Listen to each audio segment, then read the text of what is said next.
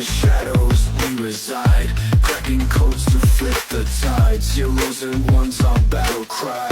System fall, we watch them die. Hack-Attack, no turning back. Red meets blue in the cyber attack. Firewall burns, the signals cracked. Hack-Attack, yeah. Welcome to Hak-Attack. I'm ZL45, but folks just call me Z. Today's mission: blueprinting your climb from button-mashing SOC analyst to mythic red team operator in 5 years flat. But let's start with the most recycled wisdom nobody wants to hear yet. Pretty much every red team wizard started in a security operations center. Why?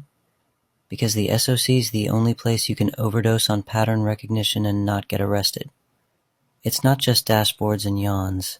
Think of it as the jazz club of cybersecurity, where you improv on security alerts instead of saxophone scales. I remember my first full-on incident response shift.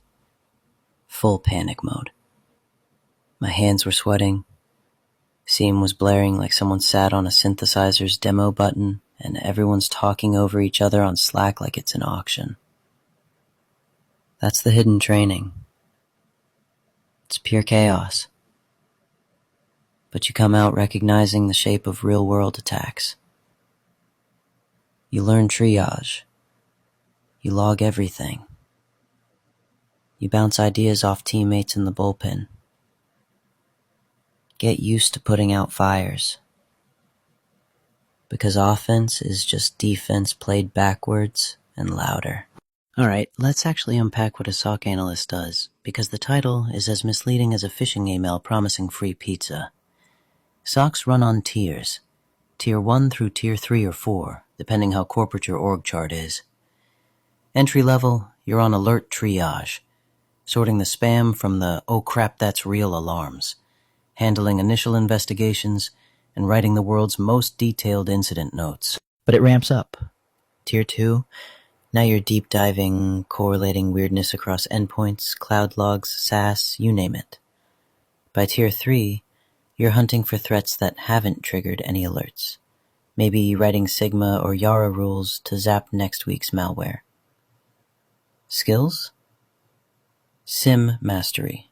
Splunk, Sentinel, QRadar, or whatever's in your budget.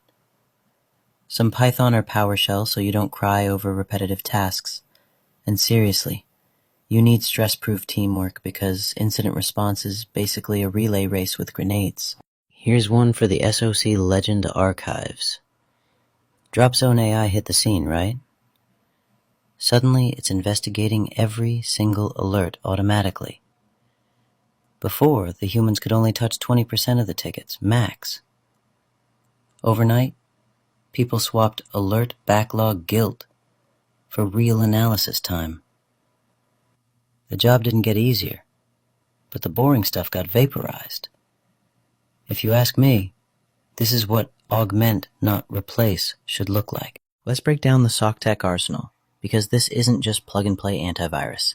You start with SIM, your event hub, whether it's Splunk, Elk, QRadar, whatever. Then stack on EDR for endpoint spy work. CrowdStrike, SentinelOne, the list is long. NDR for network deep dives, and tips to feed you fresh bad guy indicators for breakfast. SOAR stitches it all together, automating your response playbooks and freeing up brain space for the real puzzles. But let's be real. AI is jumping into the SOC like espresso in your bloodstream. With tools like Dropzone AI, the AI SOC analyst isn't some sci-fi trope. It means you've got an algorithm pal investigating every dinky alert, so you focus on novel threats and higher context analysis. My favorite metaphor? AI in the SOC is like caffeine for your digital immune system. Everything sharpens up, you cover more ground, but if you don't eat or sleep, you're still toast. Human plus AI together is how you save your sanity and catch the tricky stuff. Year 1 is all about foundation, not FOMO.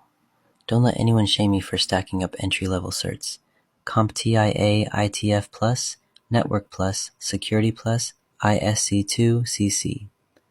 These aren't just resume checkboxes. They teach you the rules of the network road, the difference between ping and panic. I've seen too many folks skip this and get lost in the weeds later. Hands-on beats theory 10 times out of 10. Try HackMe SOC Level 1, Over the Wire, Distro C. These labs simulate the chaos, let you trip up in private before you do it in production.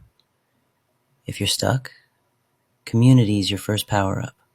Discord servers, our cybersecurity, local meetups. Here's my riff.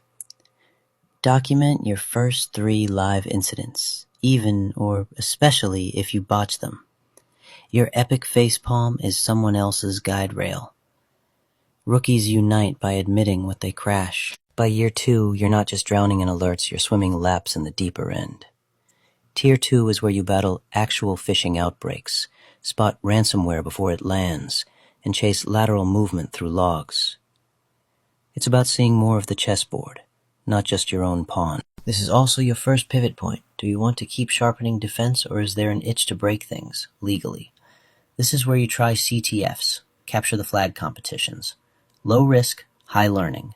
You can totally play blue team, but soon enough you'll want to know how the bad guys think. I gotta admit it didn't take me long. My "wait, I love breaking stuff" moment came the first time I realized fuzzing a login form could completely flip a system's mood from calm to chaos. Suddenly, defense felt incomplete.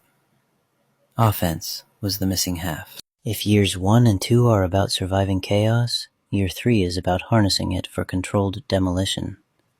It's the bridge. You land your first junior pen test gig, maybe go hybrid on a purple team. That's assault and defense rolled up. Certs like Pen Test Plus, CEH, or EJPT. These tell companies, yep, I can break stuff on purpose and fix it too. You gotta build a home lab. VirtualBox, VMware, attack VMs. It's your GarageBand phase. You get loud, learn what doesn't work, and jam with exploits until the system begs for mercy. If you're feeling ambitious, bug bounties give you real targets, real feedback, and sometimes real cash. Don't skip the hybrid mindset. Purple teams are where the puzzle pieces click. You see how offensive skills sharpen defense, and vice versa. You become less of a one-trick pony and more of a cybersecurity Swiss Army knife. Year 4? Suit up. It's red team immersion time. This isn't point-and-click pen testing anymore. OSCP, CRTP, CRTO, these are your rites of passage. You want full scope ops? Emulating advanced persistent threats, mapping every phase to MITRE ATT&CK, running hands-on labs like Dante or Zero Point Security, advanced post-exploitation, living off the land, bypassing modern EDR. You get to jazz it up. And I mean that literally. See, red teaming is like jazz music. You grind on the standards until you don't have to think about them, and only then can you improvise without sounding like a mess. You earn your freedom by respecting the baseline. At this point, you also start teaching. Even if you're just a year ahead of rookies, you've got survival tips they need. Community karma is real. Year 5 and beyond, things get spicy. You specialize. Cloud, mobile, physical attacks, whatever's calling. Toolbox upgrades. OSEP, OSWI, GXPN. At this tier, mentorship and leadership aren't optional. You're judged by whether you level up your tribe, not just your own repo of exploits. Senior red team operators in the US see salaries north of 135K, sometimes 200K plus in certain sectors, but the money's gravy. The difference between a lead and a loner? Leads build cultures that last. They design feedback loops across red, blue, and purple teams, so the whole org keeps getting better, not just the loudest hacker in the room. Here's the secret sauce: cross-training.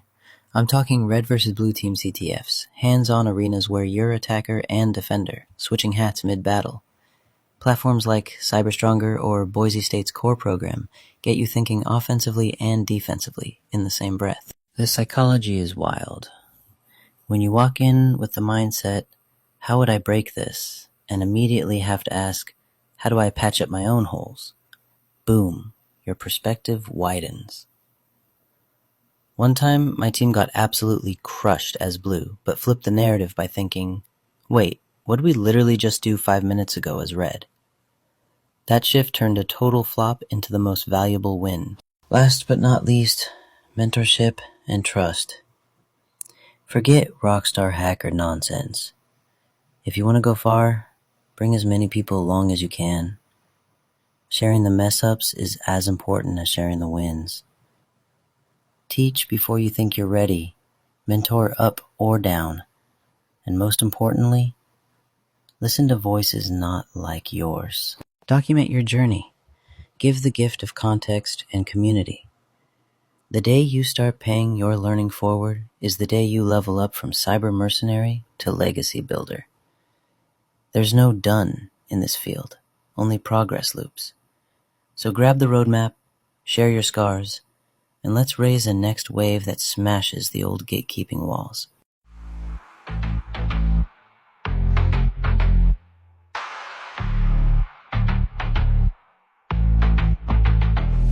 The whispers, a data stream, codes the canvas, paint the scheme. We're the ghosts inside the machine. Nothing's safe, not even your dream.